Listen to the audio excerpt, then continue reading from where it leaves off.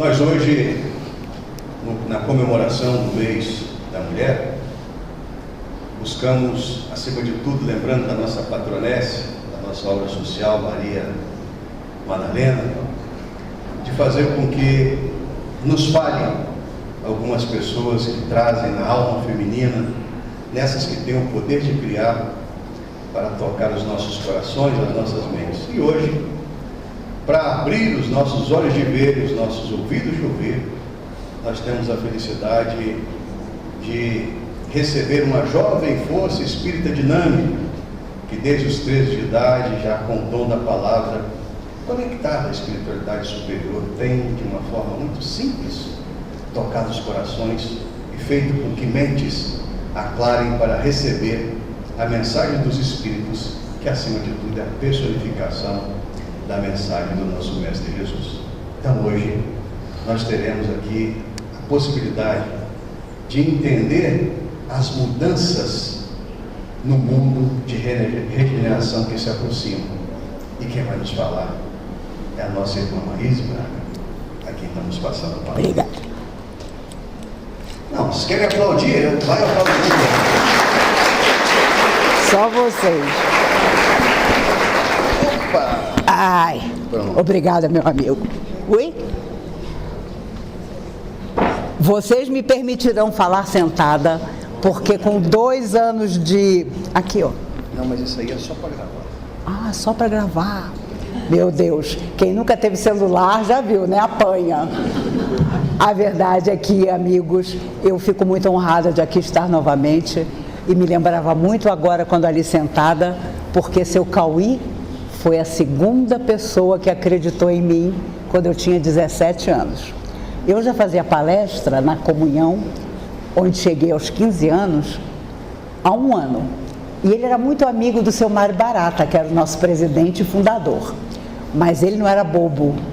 Ele, toda palestra que eu estava escalada, ele ia. E eu via o seu Cauí ali sentado na plateia, junto do seu Mário. Eu dizia, gente, mas o seu Cauí é o presidente do Sebastião Marte. Ele, durante 1 ano, acompanhou as minhas palestras. E quando eu completei 17 anos, ele foi até mim e disse, eu queria convidar você para falar no Sebastião Marte.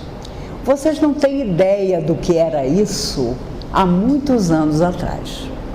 Não existiam mulheres oradoras, não existiam garotas oradoras.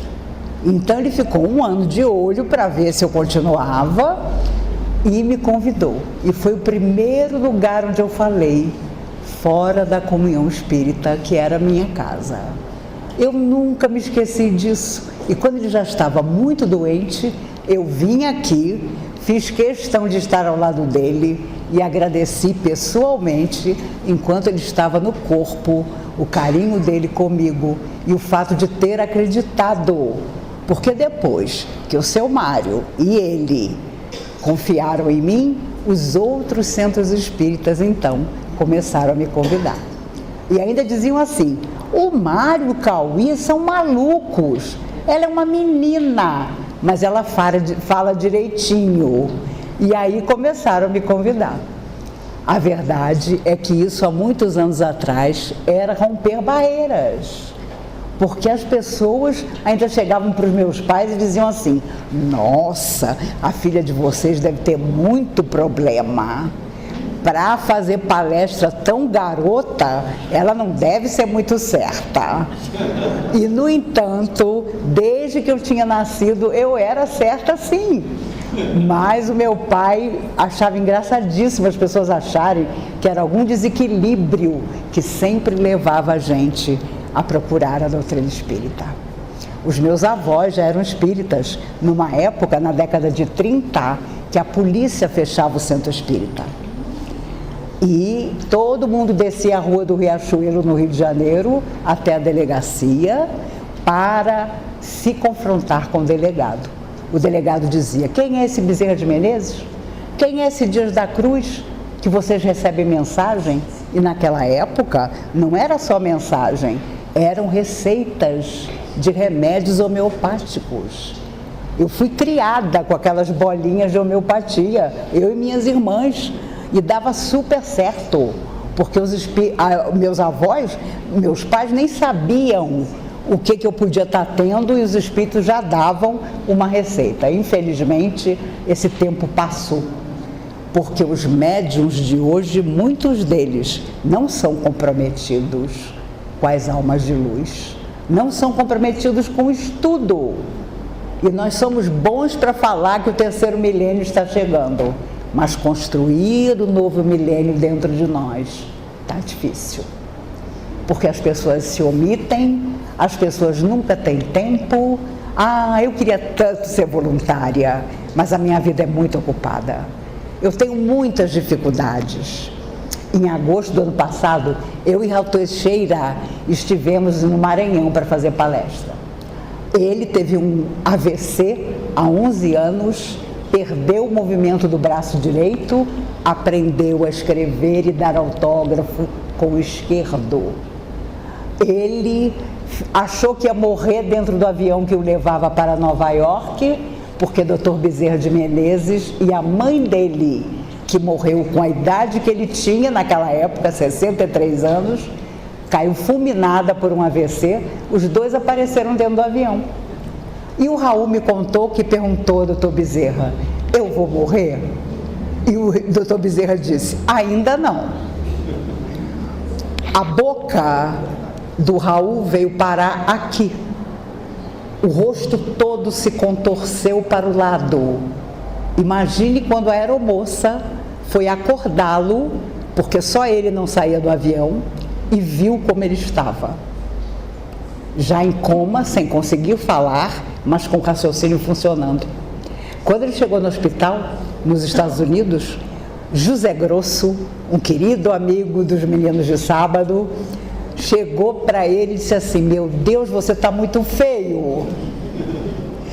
E aí ele não sabia se ria, porque ele não conseguia, a boca estava aqui. O médico, os enfermeiros correram para chamar os médicos americanos, especialistas. José Grosso pegou a mão, a própria mão, colocou aqui e trouxe a boca de Raul de volta para o lugar. Quando o médico americano entrou e viu que o rosto dele tinha voltado ao normal, quase desmaiou. Quem é esse homem, meu Deus? Ele ficou 1 mês e meio internado. E os americanos dizem até hoje que nunca encontraram uma pessoa tão disciplinada. E lá no Maranhão, ele descobriu que com o calor que faz em São Luís, a voz dele saía, coisa que nos lugares frios ele não consegue falar. Vejam vocês que coisa impressionante. E ele disse para mim, você vai comigo ao Maranhão? Porque você fala 25 minutos e eu falo 15. Olha, gente, nunca mais eu confio nesse homem. Ele é meu fofo. As pessoas me perguntam, diga um fofo absoluto na doutrina espírita. Raul Teixeira. E olha, eu falava 25 minutos, a plateia só faltava gente na janela. Ele levantava, vocês vão me perdoar se eu falar meio esquisito. Gente, baixava uma coisa nele. Eu falei, nunca mais você me engana, porque eu não sei o que eu estou fazendo aqui, porque você está brilhando. E agora em agosto desse ano nós vamos os dois de novo, porque infelizmente as casas espíritas, quando você não faz palestra, não te convidam. E ele precisa vender os livros que ele psicografa, porque ele tem uma obra social em Niterói maravilhosa. Quem o ajudava muito com uma grande quantia de dinheiro era o ator Paulo Gustavo, que a Covid levou. E com isso, graças a Deus, no Maranhão não sobrou um livro. Ele levou caixas e caixas. Aí eu pensei, como nós espíritas somos generosos com quem merece, porque quem não merece cai na nossa lista negra, meu Jesus. Hoje eu fui tomar café com um amigo lá no France Café, no Sudoeste, onde eu moro, e eu disse para ele, meu amigo, eu sou uma naja que se faz de fofa, porque você não pode deixar de ser Naja, porque todos os meus amigos maravilhosos já desencarnaram, porque Deus é seletivo, Ele não leva para o lado de lá ninguém que vai dar trabalho, e a gente vai dar trabalho, porque a gente vai chegar do lado de lá dizendo, eu frequentei o Sebastião Mártir, eu era da comunhão, eu tenho não sei quantos milhões de anos de palestra, eu fui diretor. Mas o que havia de real em nosso coração? Na hora das grandes provas, na hora em que um familiar, que a família inteira evita, senta do nosso lado na noite de Natal.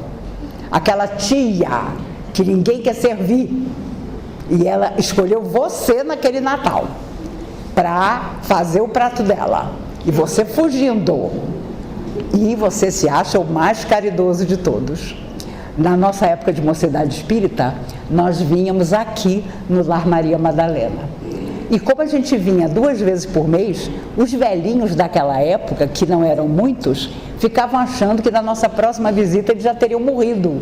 Então nós tínhamos umas caixas de sapato, cada um na sua casa, e guardávamos o que eles guardavam de lembrança. Quando eles morriam, eles diziam, isso aqui é para Maíse, isso aqui é para o Paulinho, o que eu ganhei de cachecol, de Bíblia, não está no gibi. Porque eles deixavam para a gente, eles morriam durante a semana e até a gente voltar, eles já tinham desencarnado, mas deixavam sempre uma lembrança. Nunca me esqueci disso. Eu tinha os meus velhinhos favoritos, né? Eu nunca tive paciência com criança, mas com velhinho, Contava as histórias. Meu Deus, eu conheci pessoas importantes, cuja família entregou aqui sem olhar para eles. Porque o idoso é alguém que a família não quer. Eu sei que a minha irmã caçula trabalha. Meu filho tem alguém falando comigo. Parou? Parou? Não, eu já fiquei achando, meu Deus, é alguém que incorporou no aparelho. Amanhã vai sair no Correio Brasiliense. A verdade é que quando incentivados ao bem, e há sempre alguém que nos convida, é através de um livro, é através de um telefonema, é um amigo que nos conta uma dificuldade, e a gente muitas vezes foge dos amigos que querem nos contar dificuldades. E não sei se vocês têm os amigos que são, como é que eu vou dizer? Passam-se os anos e eles contam sempre os mesmos problemas. E os amigos espirituais nos ensinam que essas pessoas não querem ser ajudadas. Há muita gente que diz, eu quero ajuda, coloque meu nome lá no centro que você frequenta. Mas quando você aponta uma solução, um tratamento, ele está sempre ocupado demais. Ele está sempre muito esquecido de Deus. E é um grande necessitado que nada vai resolver. Essas pessoas, por mais que nós queiramos ajudar, não querem ajuda. E elas existem no mundo inteiro, de todas as classes sociais, com saúde, sem saúde, mas sempre com as mesmas queixas. E eu me recordo de Emmanuel, que através do Chico dizia, e dizia para o próprio Chico, se você escutou da mesma pessoa o mesmo problema pela 3ª vez, o problema é seu, não é dela. Porque você não está ajudando. Você não está dando a ela a possibilidade de melhora, porque ela está te contando sempre a mesma coisa. Então, nós precisamos convidar ao trabalho, convidar ao estudo. As pessoas têm uma preguiça de estudar. Adoram romance. O que eu conheço de gente que diz, eu adoro romance. Os romances espíritas eu já li todos.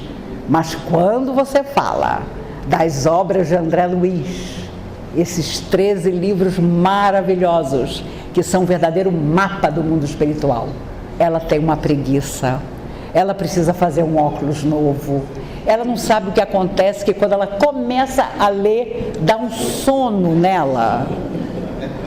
Olha, eu conheci muita gente que assistia a palestra e dizia assim para mim, quando a palestra acabava, você reparou que eu dormi a sua palestra toda, né? Eu falei, reparei. E a pessoa diz: a minha mediunidade funciona assim. E aí, você vai falar o quê? A pessoa é mal orientada, a pessoa não sabe nem o que é mediunidade, e os espíritos amigos diziam para mim: minha filha, são os espíritos sofredores que fazem ela dormir, que é para ela não pegar nada da palestra, voltar para casa do jeitinho que chegou. E há pessoas, meus amigos, que gostam disso. Ser vítima é um lugar muito confortável. E agora não adianta, porque nós já fizemos isso em outras vidas. Agora não adianta. Nós estamos sendo chamados a prestar contas de tudo. O nosso passado está de volta. Somos o passado em forma de presente. Então, para esta existência, os espíritos sempre nos lembram: nós trouxemos para junto de nós aqueles que nós estávamos evitando há 500, há 700 anos. E quando você reencontra alguém que você não vê há muito tempo, você estranha. Por isso a nossa família não é a família que nós desejaríamos ter, muitas vezes. Os nossos amores não nos amam como nós gostaríamos. Os casamentos hoje, os próprios pesquisadores dizem, quando dura 10 anos é muito, porque a pessoa já se une dizendo: qualquer coisa, cada um vai para um lado. O problema é que os filhos vêm, e os filhos são a nossa responsabilidade maior. Mesmo que você se separe de alguém que um dia você amou, você amar novamente, se você tem filhos, cabe grande responsabilidade. Eu conheci muitas pessoas que destruíram suas vidas afetivas, emocionais, porque não souberam escolher. Porque quando você se apaixona, aquele rapaz ou aquela garota que a família inteira diz que tem olho preto, você tem certeza que tem olho verde. Só você enxerga o olho verde. Todo mundo sabe que a pessoa não tem olho verde. Fala para você, mas você vai encantado, vai encantada, até que as dificuldades surgem.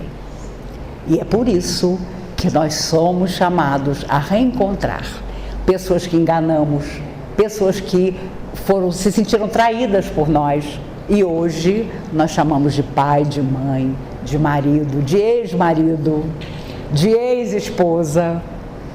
E, claro, se há uma coisa que nos reúne em determinadas épocas, é o relacionamento afetivo. Aí você vai a Emmanuel, e o que Emmanuel diz no livro Busque e Acharás? Que solidão é pausa de reajuste. Se você está numa existência em que você está só, com certeza o seu resgate, muitas vezes, é a solidão, para você aprender a dar valor aos reais sentimentos, que em vidas que se foram, você não soube administrar com cuidado. E nós ainda temos muito para viver, porque a oportunidade de estar num corpo de carne é extraordinária. Hoje nós vivemos uma situação difícil, porque as almas que sofrem e que estão fora da matéria nos invejam, porque nós estamos num corpo de carne. E elas dão notícia de nós no mundo espiritual. Dr. Bezerra de Menezes diz que as pessoas que fazem o bem não podem ficar nem resfriadas, porque os espíritos vão lá e dizem: olha, ele está resfriado, mas ele é uma boa pessoa. Eu fui inimigo dele, mas hoje eu reconheço que ele mudou. Então vão lá e ajudem ele. Mas em compensação, se você faz o contrário, a turma do deixa disso não perdoa. Olha, se eu estivesse no lugar dele, eu estaria fazendo muito melhor. Eu seria muito mais espírita do que ele é. Porque, como dizem os espíritos, ser espírita é ser clemente, é ter a alma do crente, é fazer o bem, seja a quem for. Aí a coisa pega. Porque nós ainda fazemos o bem para os nossos escolhidos. Nós ainda oramos por aquele que achamos que merece. Mas imagine se eu vou orar por um assassino, se eu vou orar por alguém completamente desequilibrado psiquicamente. Não, essa pessoa que se vire. Mas caridade é exatamente ter no coração aqueles que ninguém quer. E será que nós estamos preparados para isso? Se não estamos, vamos começar. Porque chegando na outra vida, nos perguntarão o que nós fizemos dos talentos que nos foram concedidos. E como acreditamos em vida além da morte, nos perguntarão detalhes. E não precisamos ir até o mundo espiritual, não. O Cristo inesquecível nos disse: a cada um segundo suas obras. Se nós pensássemos nisso todos os dias, teríamos uma vida diferente. É a cada um segundo suas obras, então um dia alguém vai me perguntar o que foi que eu fiz na terra. Maria Dolores foi uma baiana maravilhosa, uma poetisa, mas ela era bem gordinha e todos os homens por quem ela se apaixonava não dava certo. E ela era muito amiga de Divaldo Franco e escreveu obras maravilhosas através de Chico Xavier.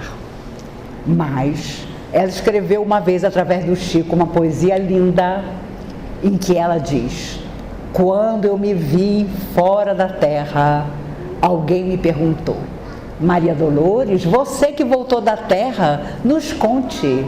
E aí começou a perguntar a ela quantas pessoas ela tinha ajudado, quantas pessoas ela tinha aliviado, quantas pessoas ela tinha instruído nas coisas do bem. E ela só dizendo: ah, mas eu não fui feliz, ah, mas ninguém gostou de mim, ah, mas as coisas não davam muito certo para mim. E no final da poesia ela diz: ah, Senhor, que tristeza a verdade no além. Eu apenas quisera ser amada, não amara a ninguém. E olha, quem a conheceu diz que ela era uma pessoa extraordinária. Então não pensem que ao voltar para a verdadeira existência, os espíritos amigos, aqueles que são nossos mentores, vão aliviar o nosso lado. Eles vão sinceramente perguntar o que nós estamos levando de lembrança e o que nós deixamos no coração dos outros como lembrança. Hoje parece uma bobagem, porque temos saúde, ou somos moços, ou parece que vai demorar muito para chegar do lado de lá, mas esse dia vem perto, muito mais do que imaginamos. E aí nós vamos querer muito que as pessoas se lembrem de nós com carinho, com respeito, com consideração. O que hoje parece tão simples se complica. Por isso, nós precisamos viver como quem sabe que podemos precisar do nosso corpo e cuidar dele como se tivéssemos que usá-lo por 200 anos, mas da nossa alma como se fôssemos morrer agora. Essa verdadeira sabedoria, para que estejamos prontos. Eu tenho amigos que são ufólogos e eles já viram discos voadores, contam as maiores histórias, e sempre que eu estou com eles eu digo: pelo amor de Deus, quando você estiver com o disco voador, dê meu endereço, porque eu estou sempre com a minha mãozinha esperando, com a janela bem aberta, pode me ligar. Né? Aquele avião da Malásia que desapareceu e nunca foi encontrado, existem teorias impressionantes sobre o que aconteceu com ele. Tem uma teoria que os ufólogos defendem que o avião seguia e apareceram seres de outro planeta dentro do avião. Estou contando só por fofoca. E fizeram a seguinte proposta: a Terra está passando por um processo que nós, nosso planeta, estamos acompanhando. Esse avião vai cair, porque ele está com um problema elétrico, que nada vai ter jeito. E nós fazemos uma proposta a vocês. Quem quiser, vai conosco para o nosso planeta. E quem quiser, fica no avião e o avião vai cair. Nós estamos avisando. 12 pessoas quiseram ficar no avião. E o resto foi. Diz esse boato que o resto foi. Com os seres de outro planeta. Mas por que a história surgiu? Porque dizem que o copiloto, na última palavra, apavorado, disse no rádio: eles não são humanos. Aí pronto. Aí a coisa pegou. Porque hoje ninguém admite que escutou isso. Mas se comprova que aconteceu. E não sei se um dia o resto que sobrou do avião, porque até o que eu sei o avião foi completamente assim, ficou invisível, porque ia mesmo cair no mar e os seres de outro mundo que levaram quem quis. Eu pergunto a vocês, quem teria caído no mar para nunca mais ser encontrado e quem iria para outro planeta? Já digo para vocês, lá devia ter um cara para fazer palestra. Eu ia dar um jeito de mandar recado para minha única filha, Mariana: olha, a mamãe foi. Você já tem 40 anos, não precisa mais de mim. Mas a verdade é que hoje as pessoas todas dizem: nós. Gente, eu estou dizendo que se a minha corporação é máquina.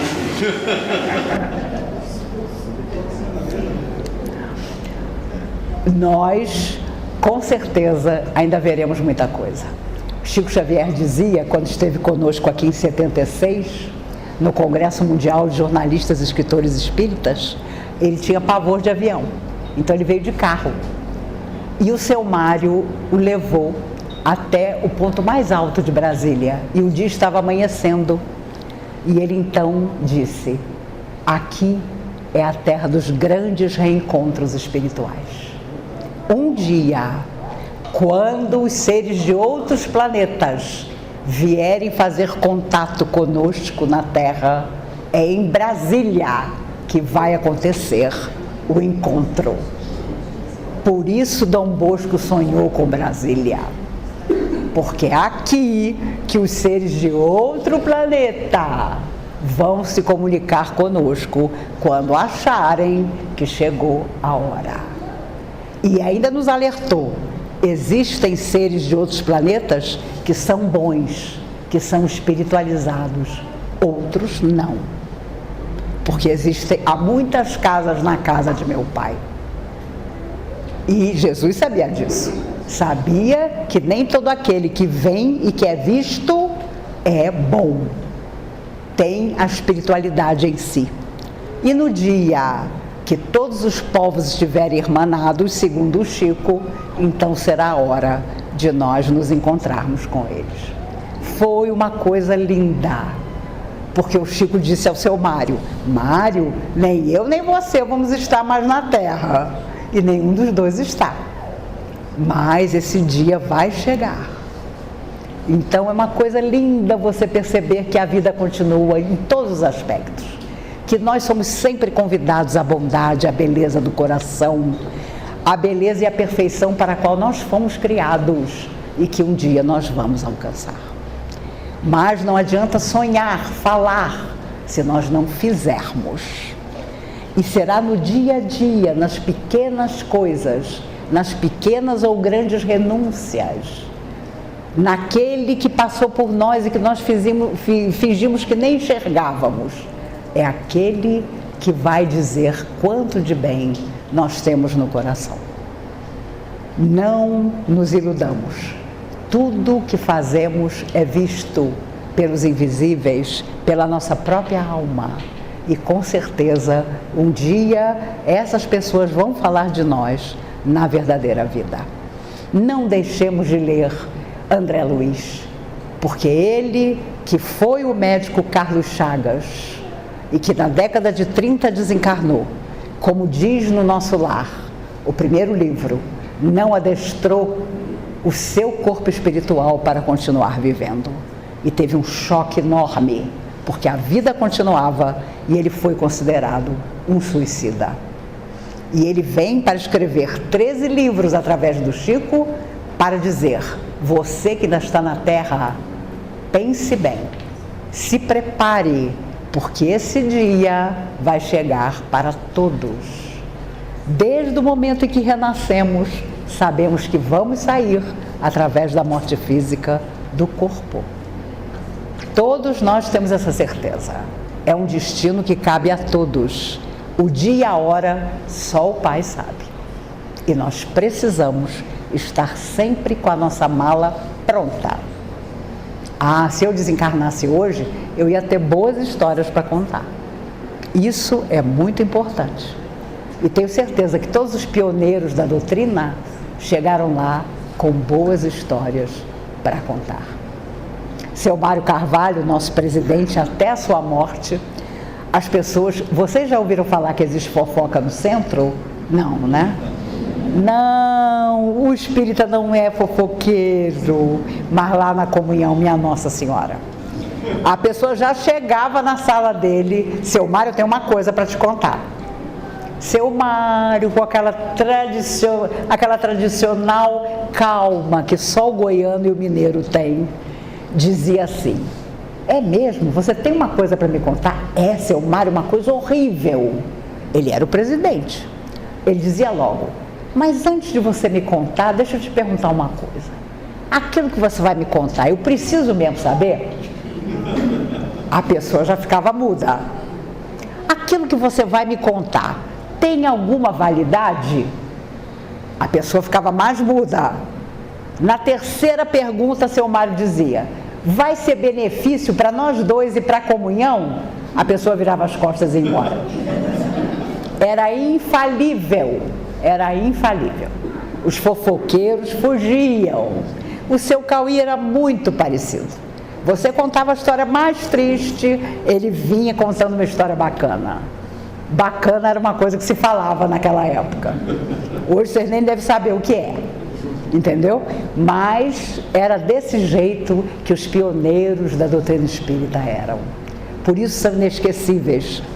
Às vezes eu viajo, e esse ano eu vou viajar muito. Começa agora, semana que vem.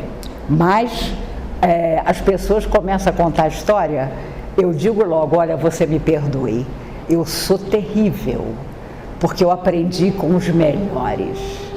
Então eu sou exigente demais.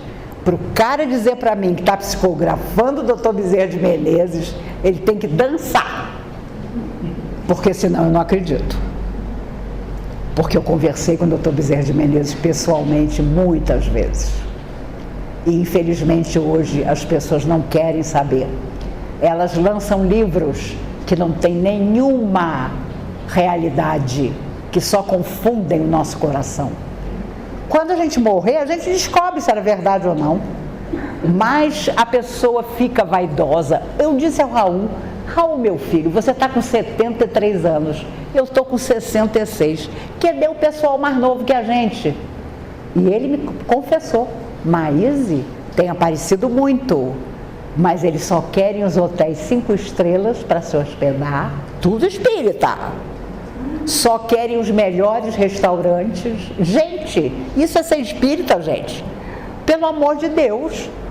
Você quer que a pessoa pague uma viagem para você fazer turismo? Chega lá, você não faz nenhuma palestra direito, você não dá uma entrevista. O que é isso? Mas isso existe. E como muitos de vocês no futuro podem virar oradores, cuidado, cuidado. Porque a vaidade, seu Eurípides Bassanufo me disse, quando eu tinha 16 anos, é um chicote invisível que vai lanhando você e tirando as suas forças sem você perceber. Ah, que bom que a pessoa gosta do que você fala, mas não se envaideça por isso. Porque na hora que a espiritualidade disser acabou, acabou. Você não sabe nem o seu nome. Lembra-se do Divaldo? Ele aos 19 anos fez a primeira palestra. Ele deu um banho, porque os espíritos amigos, Joana de Ângeles, já estavam com ele. Na palestra seguinte ele não estudou nada. Ah não, eu vou abrir a boca, vai dar tudo certo. A plateia super lotada. Ele era um menino. Ele chegou lá na frente, o presidente, o senhor vê? a sua palestra foi tão boa que esse pessoal todo veio atrás do senhor. Ele disse, pois não. Ele levantou. Ele não lembrava nem o nome dele. Deu um branco na cabeça dele. Ele não lembrava nem que o nome dele era Divaldo Franco.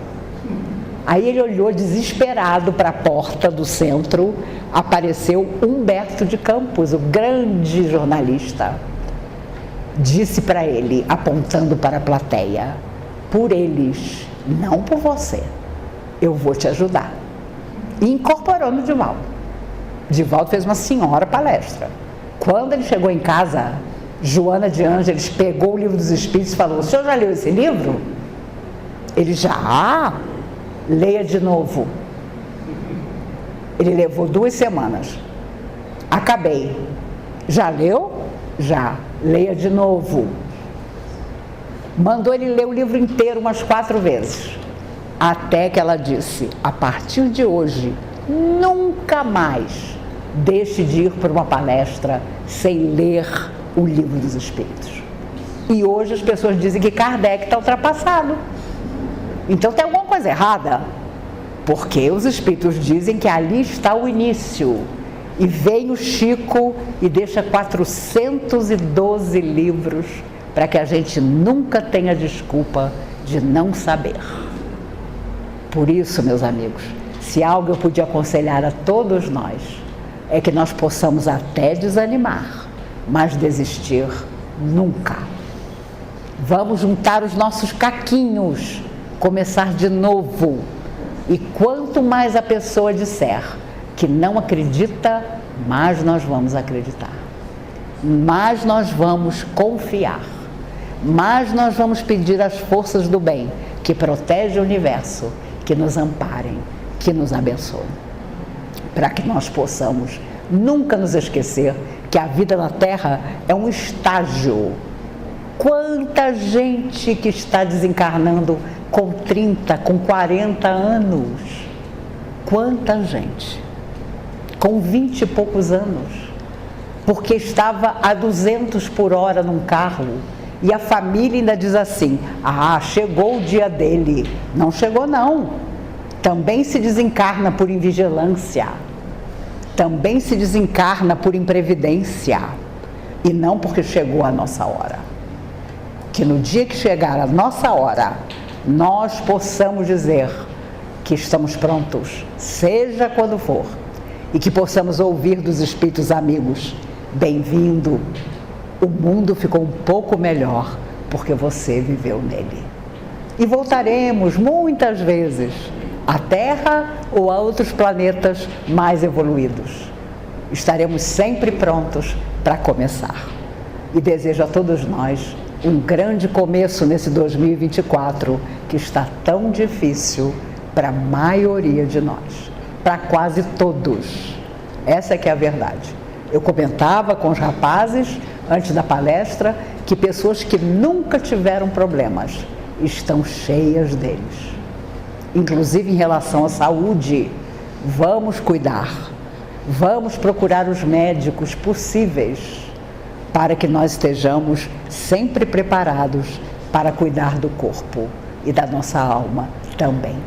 Eu agradeço demais a honra desse convite que me foi feito. Nos veremos em muitas outras ocasiões e que o amor de Deus esteja sempre conosco. Nas horas felizes, nas horas preocupantes, nas horas em que tudo parece contra nós, mas nós vamos continuar. Combinado? Combinado. E se tiver algum curso de orador, façam pelo amor de Deus, porque os oradores são cada vez menos em toda parte. Quando a gente se encontra nos congressos, a gente não aguenta mais a cara um do outro, porque é sempre os mesmos.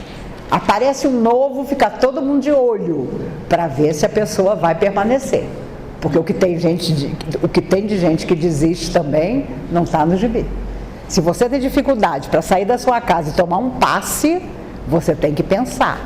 E se a doutrina espírita não está tornando você uma pessoa melhor, procure outra coisa.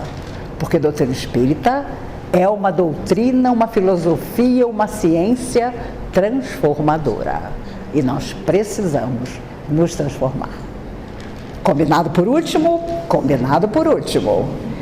Ninguém incorporou mais. Roberto, meu amigo, eu acho que eu consegui segurar o Dr. Bezerra. Obrigada, meus queridos, obrigada. Obrigada.